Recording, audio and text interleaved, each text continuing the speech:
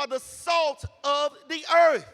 We are to add flavor. When we walk into a room, the job is to change the room, not become the room. Well, who has been that shining example for the last 30 years?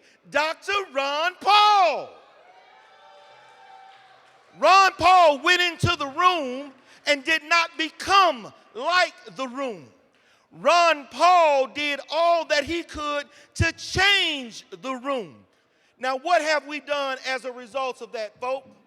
Something historic has happened with both the DNC and the RNC during this 2012 election cycle. We went into the room determined to have a say, and we changed the room. How do you know? How do we know that we changed the room? We know because of all the tricks, all the shenanigans, and all the crookedness they started to pull out of the woodworks. Why? To deprive us of our voice. They ignored Ron Paul on mainstream media. They've ignored Ron Paul in the press. They have ignored Ron Paul every which way they can because they don't want Ron Paul changing the nature of the global room that affects this country. We have accomplished one major task with Ron Paul.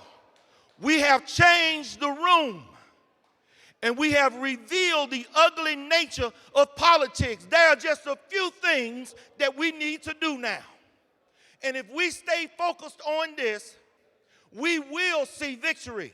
One, we need to make null and void the election committee.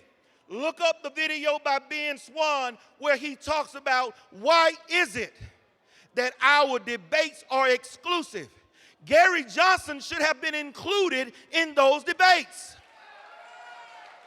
Virgil Goode should have been included in those debates.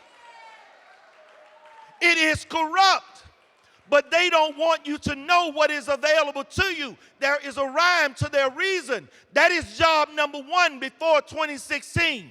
Job number two, we have got to recognize that the way these campaigns are financed, it has got to change.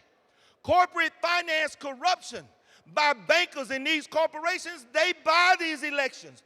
Obama and Romney have spent $2 million between the two of them to buy the office of the presidency. And it is unconscionable. It needs to be abolished. And any candidate that I support from this day forward past November 6th had better make a pledge to me that I will work to reform campaign finance so that elections cannot be bought and paid for.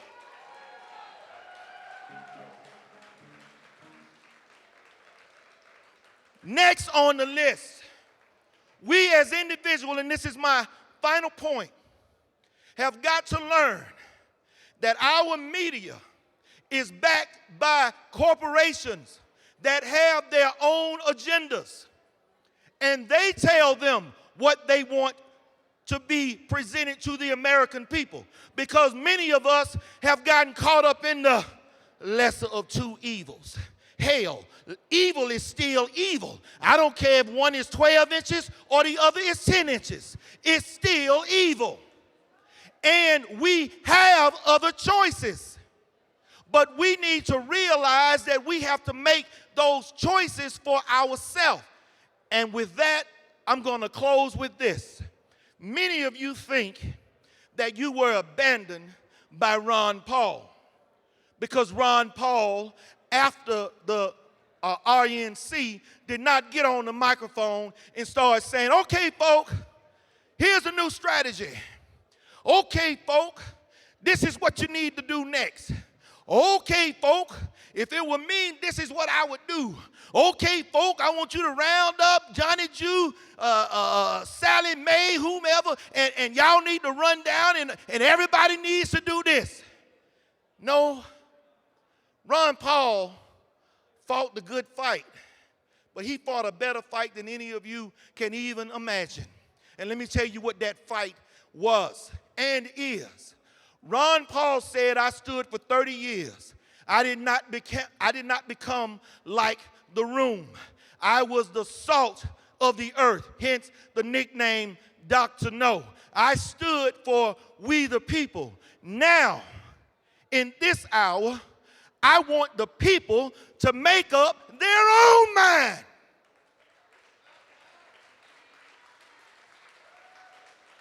That is the problem with America. We look for somebody else to make our minds up for us. Ron Paul has shown you how to stand. Ron Paul has shown you what it is to be an American. Ron Paul has shown you how to maintain your integrity. Ron Paul has shown you how to think for yourself. You don't need the Democratic Party or the Republican Party to tell you how to vote. You don't need Ron Paul to tell you how to vote. You know enough about what it is you need to do. Look into your heart. Read the Constitution for starters and get some for yourself. Freedom! And I'm done. TMOT out.